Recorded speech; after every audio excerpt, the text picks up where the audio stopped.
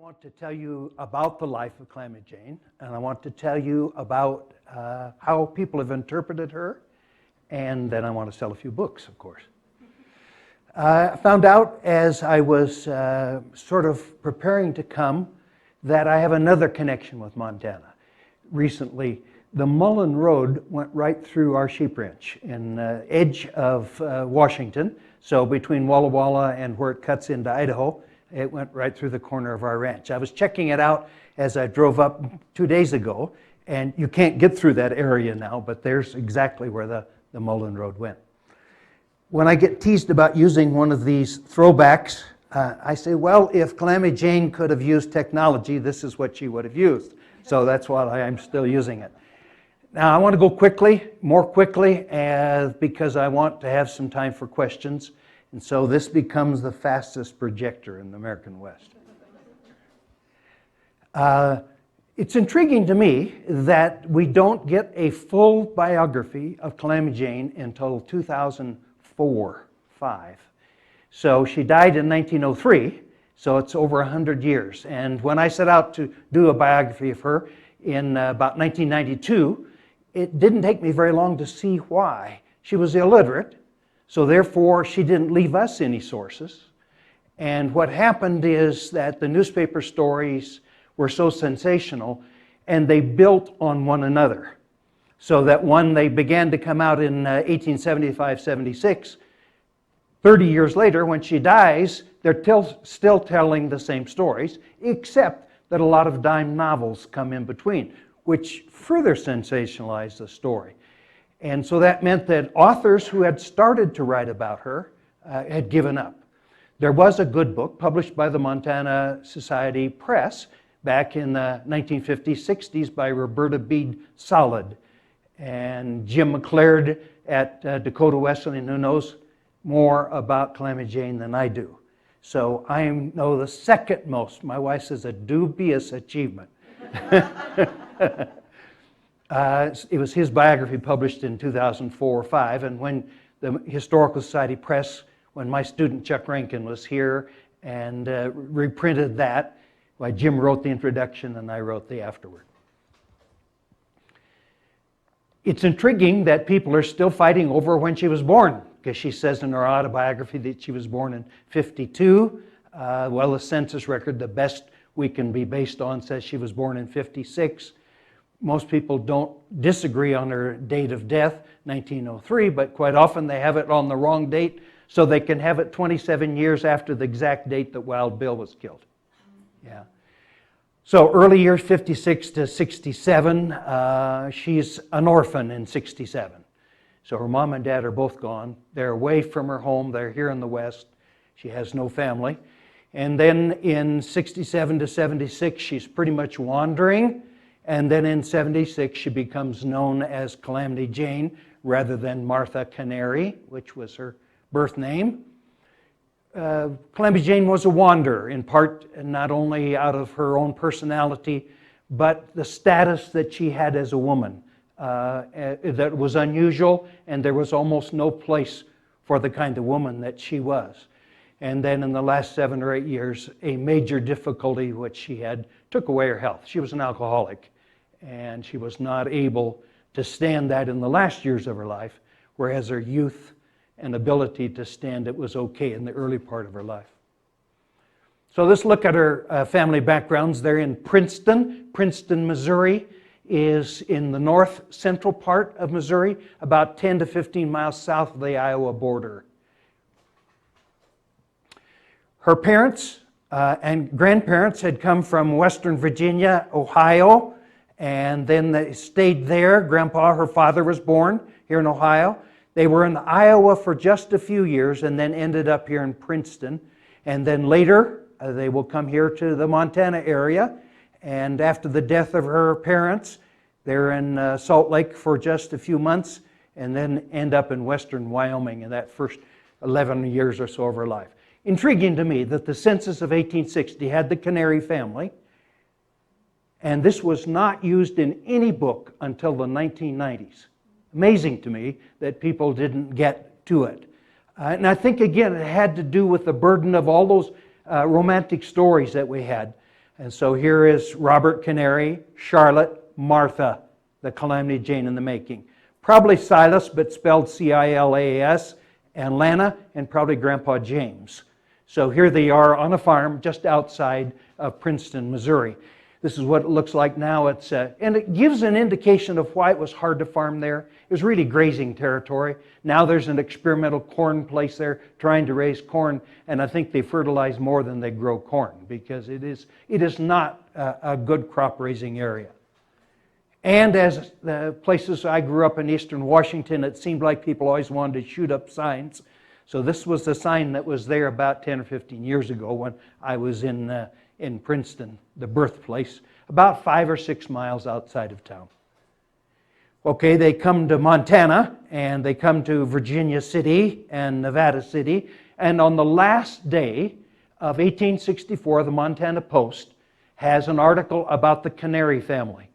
We can't prove that it's Calamity's family, and I should say Martha because she's still known as Martha, but it says a family with several children, and it says the father is a gambler and the mother is a woman of the worst sort. Probably a prostitute, we don't know for sure.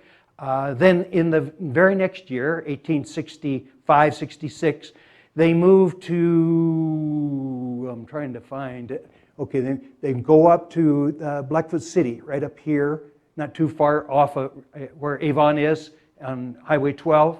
And when I visited the area, unfortunately, the rancher that owned it had burned all the buildings because he said they were dangerous back in the 1950s to his cattle. But up on the cemetery where the mom is supposed to be buried, there are a lot of gravestones for people in the Civil War period. But probably the Canary family didn't have any money. So if there was something put on her grave, why, it certainly disappeared.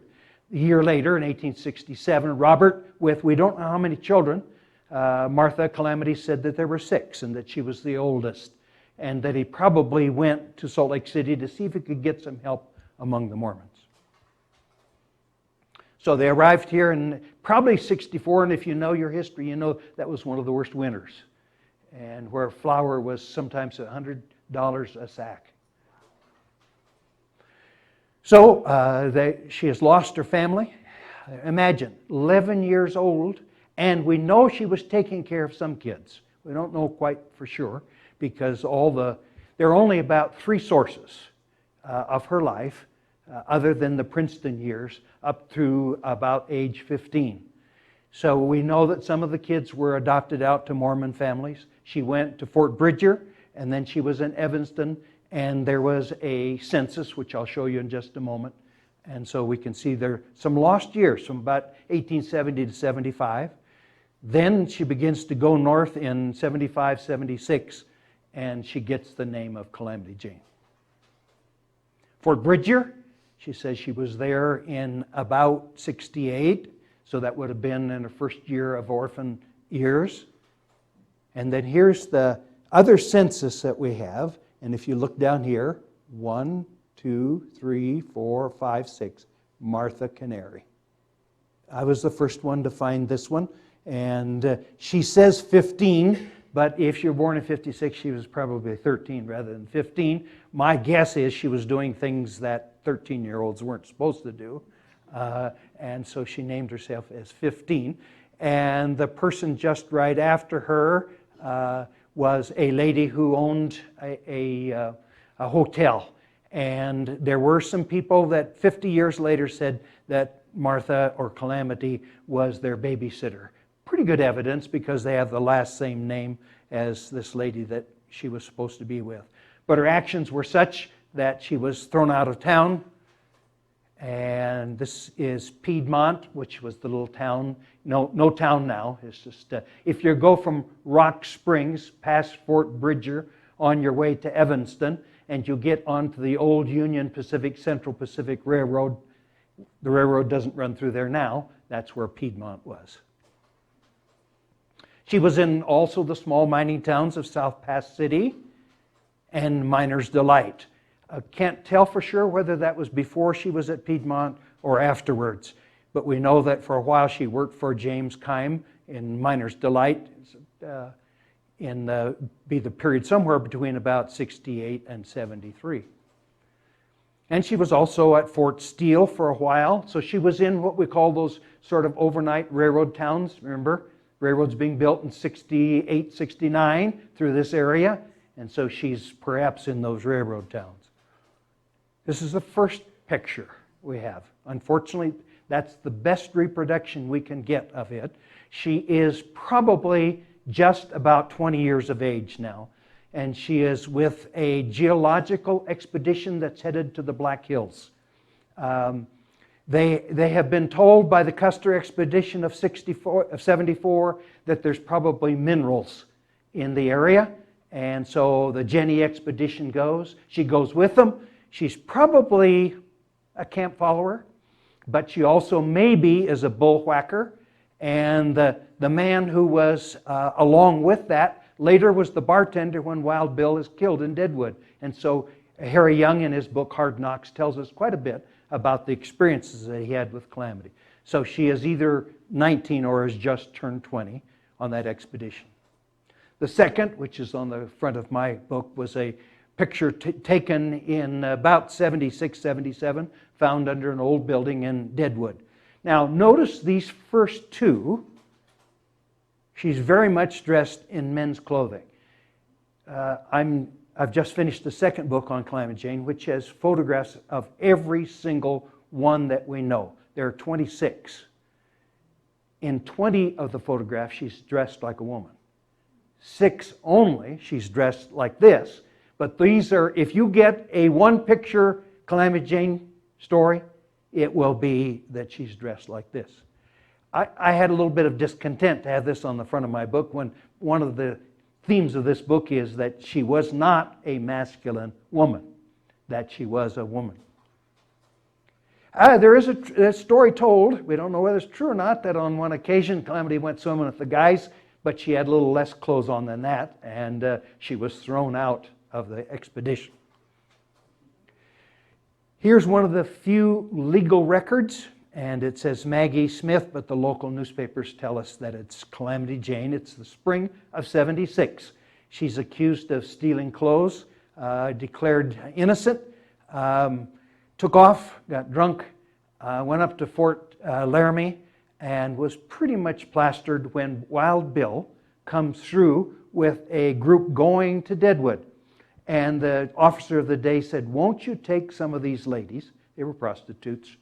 Or, at least Calamity was with them. Whether she was a prostitute or not, we don't know. In my book, I say possible prostitute. Not that I think that she couldn't have been selling sex, but there is no irrefutable proof that she did. First of all, no person who participated in that experience, that is a male, is going to say that. And secondly, there are no records, at least in the places where she might have been. You know what the words that were used for the places? Hog ranches. Hog ranches because they were close to Fort Union or other male-dominated kinds of places. Well, within 20 days, approximately a little more than that, maybe 2 months, she is in Deadwood with Wild Bill. And there you get the story of how she's put together with Wild Bill. They knew one another about 5 weeks. She never, ever claimed a romance. So when you get to HBO, the latest of the movies, 2004 to 6, and they're made to be lovers, as they were in most of the films that were made and many of the novels. Nonsense. It's not there. She even doesn't say anything positive about him until maybe, she's quoted sort of secondhand, in the last days before she dies. When she writes an autobiography, which is full of stretchers, in 1895-96, she says, "I met him on the trip to Deadwood," which I think is a good way to put it. Now, what's intriguing is, why do people put it together? Well, when you can put two demigods together to tell a story and to bring audiences, I should have announced all over Helena that the true story of Wild Bill and Calamity is going to be told at 205 North Roberts. Well, they arrived then in July. And the Deadwood newspapers say, Calamity Jane is in town. That means she's been known for about a year as Calamity Jane, but known quite widely in the northern West in 1 year. So 77 to 95, those 18 years, she's in the Black Hills for a while. She's back to Wyoming for a while. Now notice what I say, motherhood and marriage in that order. And then on to Montana and off the scene for a while. Well, what changes in 75 from 75 to 77 to 85, 33 dime novels are published in the Deadwood Dick series. So this is the half dime novel. It's the Deadwood Dick series. 2 of them have Calamity on the front, but she appears in about 25 of them. She had been known in the Northern West. She's now known nationally. Now, what she is known, of course, is Balderdash, because the picture in the book, in the books, in the novels, is fiction, lies, and more fiction. Because Mr. Wheeler, the author, like most dime novelists, wrote without fear or research.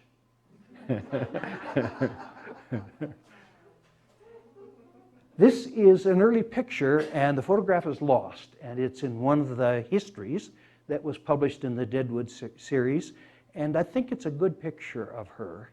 And this would have been about 76, 77, so it's about the same time as those 2 masculine pictures that I showed you. She loved both hats and kerchiefs around her neck. I think this original is here. Yeah, it's Huffman, but in the Haynes collection. Yes, right. It says 80. I think it's probably 82 because she didn't get to Miles City until 82. But the one and only true Calamity Jane, it says on the caption. And I dislike somebody saying she looks like a whorehouse madam here. I don't think that's the case. What I really find interesting is that quite often she would have wedding rings. And about this time, she says she's with a Frank King, who's a farmer, rancher, cowboy here in Montana.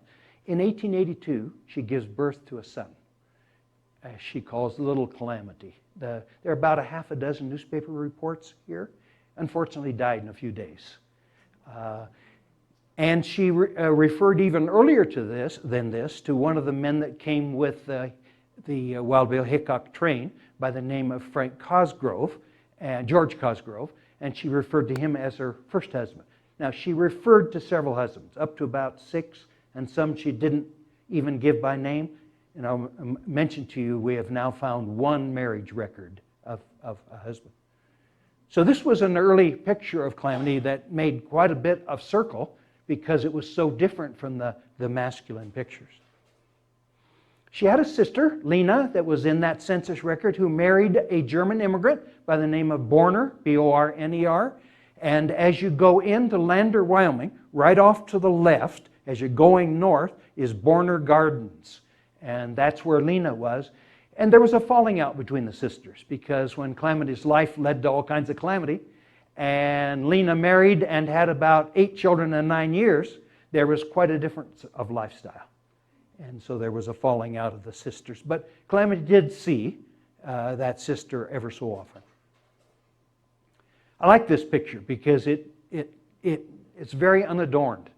Don't know yet exactly when it was taken. It's in the Colorado Historical Society, and it's probably in the 1880s. But I think there's no makeup here. It's just what Calamity probably looked like in the 1880s. She had a brother, Elijah, who is not in that census record, but probably was born in the period between 60 and the death of Mom in 66, because if there were 6 children, and 3 we know by name, and then 3 maybe not, this would be one of the 3. He was in the penitentiary for 5 years out of Evanston, Wyoming, for putting animals up on the railroad, having the train hit the animals, and then suing the railroad. So that's the way he tried to make a little bit of money. I just found a year ago a record also. He spent a year in prison in Idaho for grand larceny. In the 1880s, she spent an awful lot of time in Rawlins, Wyoming. You can ask yourself, how does she make a living? We don't have very good evidence. She seemed to do all kinds of things. You see, no training, can't read or write, no family for sustaining her, so it's catch as you can. She cleans houses. She works in restaurants. Here in Montana for a while with one of her husbands, she cut wood that she took into Billings. And in those later years, after she began to tour a little bit, she would sell her autobiography and photograph and try to make a living on that. I think she lived more increasingly on liquid sunshine. Well, this is not Calamity, although the Lander, Wyoming Museum says it is, but this is probably Bill Steers, the person that she met, who was, as almost all the husbands were, about 10 years younger than she. He was in his early 20s. She would have been then 30, the early 30s. He was a railroad brakeman, and I think he was about 20 or 21. Calamity gives birth in 1887 to a daughter, Jessie Elizabeth. Probably, since she was with Steers at that point, he was probably the biological father. Well, it's interesting to me. The next year she goes to Pocatello, Idaho, and she and Steers marry. Here's the marriage certificate that I found. So about 8 months after Jessie is born, she gets married. I think it's Calamity's desire for being typical rather than untypical. She wanted a husband, and she wanted a name for that child. She touted that quite often, of husbands and wanting to be like other people. Interestingly, he disappears. We never see him again. So maybe the purpose of what she had wanted did occur. Besides, he goes to California very soon after that and marries, and there's no evidence of ever a divorce. This is the man she spent the most time with, and on her burial plot in Deadwood, his name is there, Burke, B-U-R-K-E. She meets him in eastern Wyoming, eastern Montana, about 1888, 89. So it would be about a year or two after she had been with Steers. She's with him until about 96 or so. They work in eastern Montana, then in eastern Wyoming, and then they go to Deadwood, and Calamity begins to tour in 95, 96. And he's with her, and so is her daughter, Jessie Elizabeth. That's a difficult situation because Calamity is not a typical mom. She has trouble with alcohol, and so sometimes Jessie is not with her, and we don't know where she is. This is a cabin you see quite often here in Montana, just outside of Billings, saying where Calamity had lived with a group of outlaws just west of Billings, maybe. There's this picture of her living in Livingston. At least a couple residents have said that was not true, but that there was a negress who owned this cabin, and that for a few days Calamity stayed with her. So I guess it becomes important to say, Calamity stayed here. I find this one interesting. This is Billings. In 1894, we had a famous railroad strike, and a group of railroad workers go to Washington, D.C., and here in Montana, there was a stealing of a railroad car, and here in Billings, there's Calamity lined up with all the guys, having her picture taken in 1894. She knew Teddy Blue, the famous cowboy, and so you see him probably in Gilt Edge. Are there any residents left in the town of Gilt Edge? I don't know. I looked for it on the map, couldn't find it. Then, I'll bet none of you will recognize this metropolis. It's a Montana metropolis, way down in southeast Montana. Ekalaka, exactly, Ekalaka. This is 1895 Ekalaka. Calamity and Burke were there on the Harmon Ranch. Harmon Ranch is about 10 miles outside of Ekalaka, going toward Dakota. I was fortunate to be able to find what it would have been like to have lived there and to march up and down the main street. Calamity says life was boring there. So they headed over to Deadwood, and that's in the fall of 95. By January of 96, she's on the road traveling as a Wild West woman. So she's back to Deadwood. She's the Wild West performer, decline, and death. So here's what she's advertised as. Scout, trapper, Indian slayer. So far as we know, Calamity never shot anybody. Never killed any Indians. But if you're a dime museum and you're sending around with huge Minnie. Minnie is a 500-pound woman who comes in a boxcar. So you got to have Calamity touted to draw some attendance to the weird Winnies that were there too. So she was the Wild West woman. And she put together her autobiography. Since she couldn't write, she evidently had a ghostwriter. It's only about 9 or 10 pages, and don't trust anything in it. And then in 1901, a woman heard that Calamity was in the poorhouse for a while. Let's see, can't remember now which of the Montana towns that she was in. The woman was a writer and came all the way out here and decided that she would sort of rescue Calamity, which was a kind of courageous thing to do. So the agreement was Calamity would go with her, and she would always ask to have a drink. She'd never sneak one. The trouble is she asked a half a dozen times. So this poor lady tried to take her to the Pan American Exposition. Do you know your American history? What happens in September at the Pan American Exposition? Anybody watch the Roosevelts? Okay. Yes, McKinley is assassinated. So Calamity's there in August, and then there's the assassination of McKinley about 2 weeks after she leaves. Well, she only lasts about 3 or 4 weeks there, and here she's with the Cummings Indian Exposition, and Buffalo Bill came, and she had met him on a couple of occasions. She said, "Bill, can't you pay my way back? They got me buffaloed here." They were in Buffalo, New York, and so he paid the way back. She cashed in her railroad ticket and sort of had to make it way limping. But she finally got back and lived in Pierre in South Dakota for part of the year. Looks nice here, and probably was part of maybe the clothing that she was given while she was there on the East Coast. In Livingston, a writer catches up with her, and here she is preparing for breakfast. Or maybe having an after-breakfast snack, I'm not sure. This one is that's in Mount Moriah Cemetery. Photographer took up just in front of the Wild Bill Cemetery, and this is about 3 or 4 weeks before she dies. There were so many people trying to clip hair when she was in the casket, they had to put a sort of a fence around her to keep people from doing that. Well, let's look a little bit now. I've tried to give you a quick biographical overview. How have people interpreted her? I would say this to you. Calamity Jane, as popular figure, has had much more display than Martha Canary, actual figure.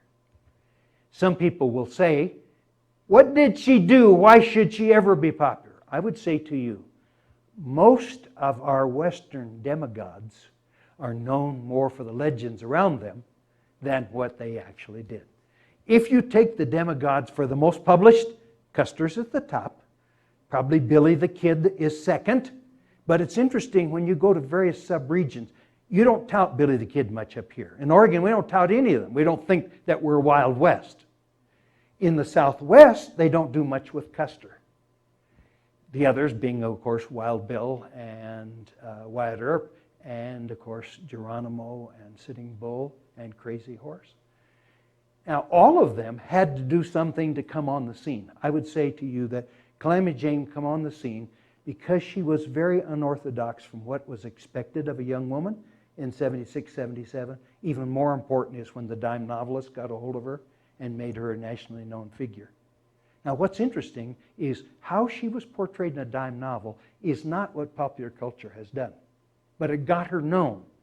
The image of her in the dime novels is not what we get in movies and novels since then. We get primarily the Wild Bill story. So we'll see exactly what happens here. And this is the picture that we get. It's the Wild West Calamity that we get. So when you think about one of the, I say there are three legends of Calamity Jane. One is the Wild West woman. That's the one we get almost entirely. Secondly, Angel of Mercy. She helped people when they were needy. Sometimes I think the Angel of Mercy comes online because people were tired of saying such negative things about her, that she was a drunken prostitute. How do you balance that? Well, she helped people when they were needy. She was willing to help the smallpox victims when other people were not. The third one is, I've hinted at, she also desired to be a pioneer woman. And there's quite a bit to fill that legend. But by far is the Wild West woman, this portrayal here. Now this is a very typical picture of her dressed up. I'll show you some other street pictures where people just catch her on the street. And she's dressed as a woman, but quite different from this.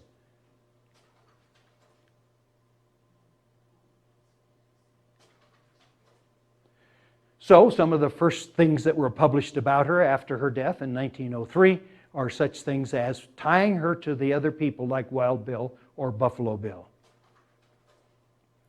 See the image of her as the Wild West woman? You know? She attracts mountain lions or leopards or whatever that animal is. And there's the carryover of the dime novel pictures. So even though the novelists and the historians, the biographers, don't follow the dime novels, it is the reputation that was built in the dime novels that made her a national figure. In 1923, one of the leading stars, William S. Hart, starred a Wild Bill Calamity story in 1923, just called Wild Bill.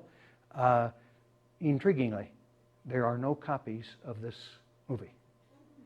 We've got the scripts, but there are no copies. I would assert to you, on pretty good evidence, that William S. Hart would not have allowed the Calamity Jane figure to get too much display. He would have had the first place, and he would not have allowed anybody, female or male, to have taken any of his shadow. First book published, Calamity Jane, the Lady Wildcats. It's about 300 pages. About 150 pages are on dealing with Calamity and the other Wild West women. You could boil down the truth of what's in Calamity Jane to about 10 pages. And the rest of it is stretchers, imagined stories. Well, this was the movie that probably began, and it is the Gary Cooper Wild Bill and Jean Arthur Calamity Jane. It's a love story. And by the way, when the Hickok family found out that they were going to make this movie, they tried to keep it from occurring. They didn't want him associated with that whore. And they write letters to DeMille about that. And the DeMille papers at Brigham Young University, strange place they have the DeMille papers, but they are there. And they were trying to find out what words do you use in referring to Calamity and not call her a whore. So in other words, they were worried about that. She's a romantic tomboy. Assertive.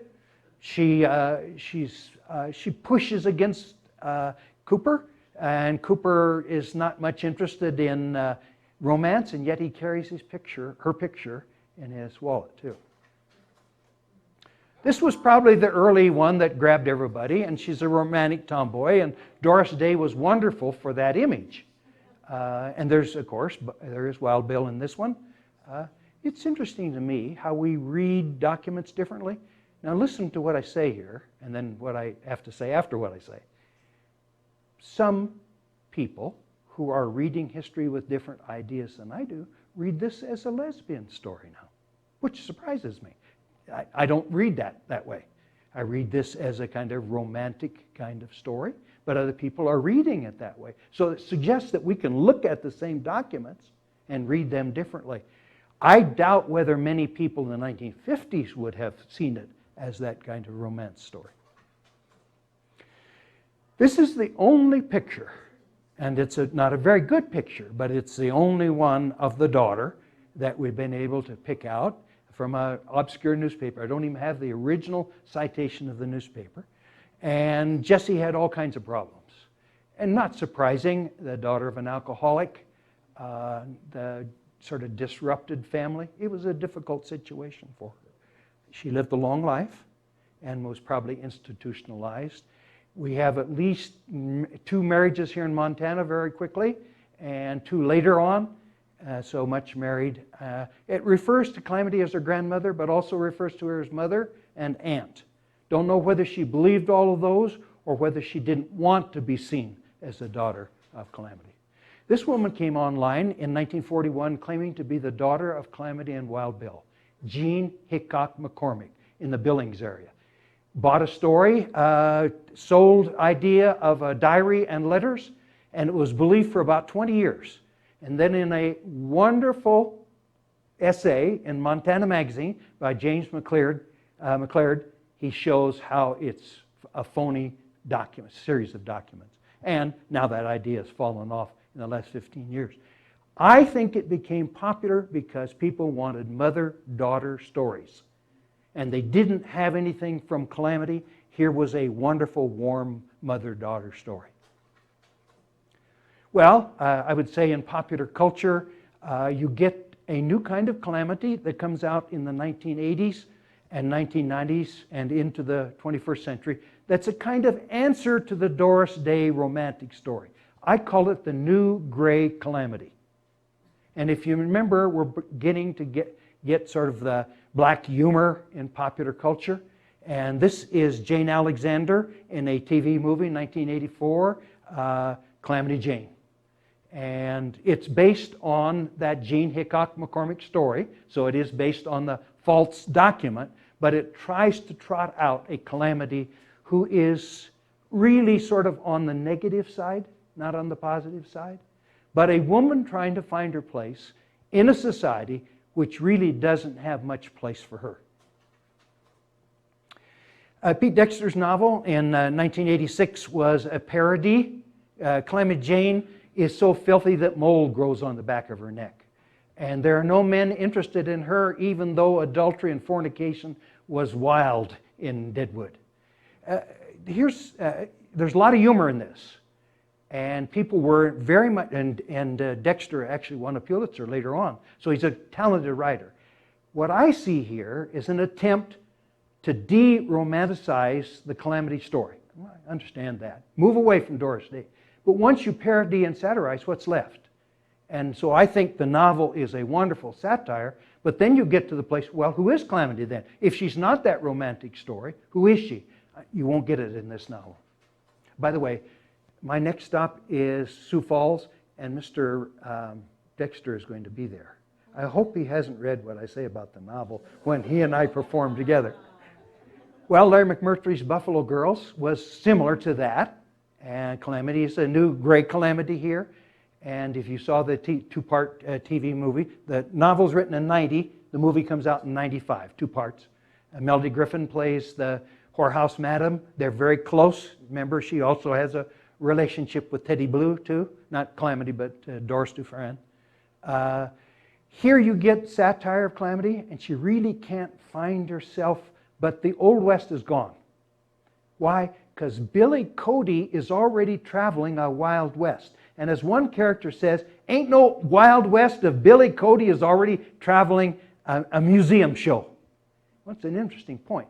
So Calamity is telling the old mountain men and No Ears, the Indian friend she has, we was legends, folks, we was. This is also based on that Jean Hickok McCormick story. So she's writing to her daughter Janie. It says, in the movie, says, all I know about wifing you could stuff in my bag. And I guess it's the same for us ladies. Now remember, this is what they say in the movie. Well, I guess it's the same for us ladies. Either we wash a man's underdoors or we pull them down. So what you find her saying in there is those kinds of statements. You get a new gray Calamity in the novel and then in the movie. So then Angelica Houston plays the lead in the Buffalo Girls. The movie follows very closely the novel, 90 and 95. And then in 1995, also Wild Bill and Ellen Barkin. And this is the fullest picture you have of the new gray Calamity. It's also based on that Jean Hickok McCormick story. So it's on a false historical story, but it's a wonderful story about a woman thinking about gender, sexuality, about her role. She's in love with Wild Bill, but she also wants to keep her own identity. So there's a lot of discussion about issues that 1990s audiences, I think, were interested in. Well, an English novelist about this same time wrote 20 novels that had featured a Calamity Jane character. She's very sexually active. She's only 18 years old, and she's come out of a convent at age 16, and in 2 years she's known from Montana to Texas. Novels that don't have much history, but evidently were very popular. And then we began to have in the 1970s and 80s what I call the sex and violence or adult westerns. And they weren't much interested in Calamity Jane, but they were interested in all kinds of Wild West stories. So you had to have a Deadwood story, you had to have a Calamity story, you had to have a Custer story, you had to have all of the magic places.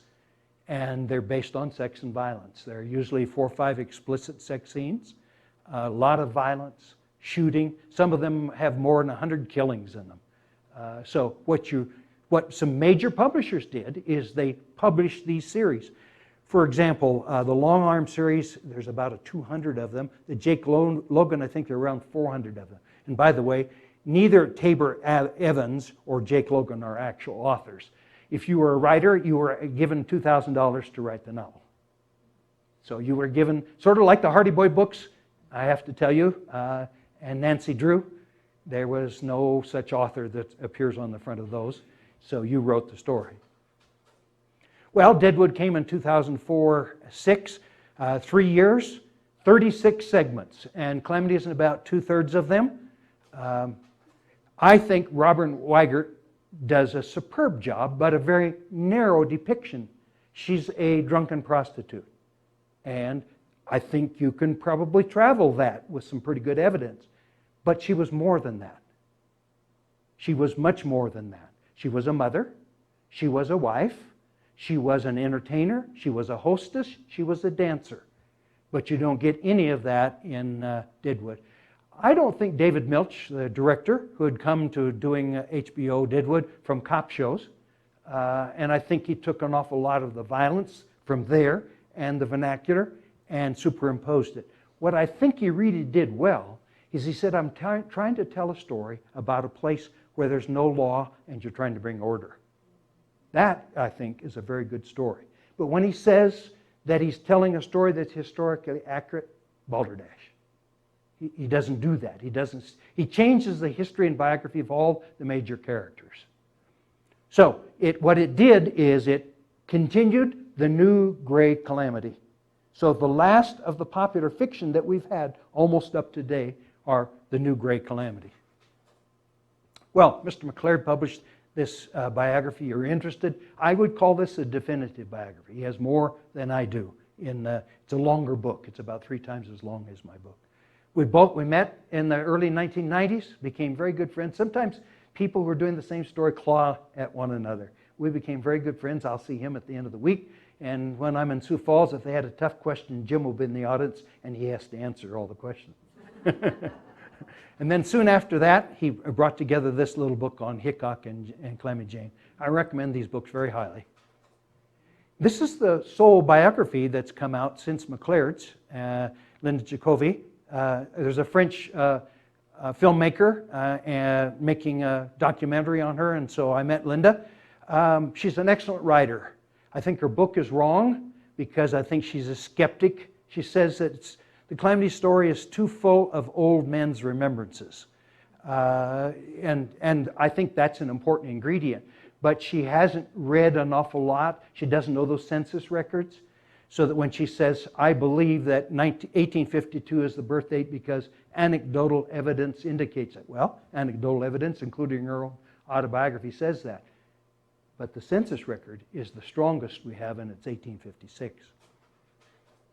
So this is the French document maker. Calamity Jane is a rage in France. I don't know. I can't understand that. And I don't want to essentialize Frenchmen, so I don't know why that is. But much more than in Germany or in England, she is the Wild West figure.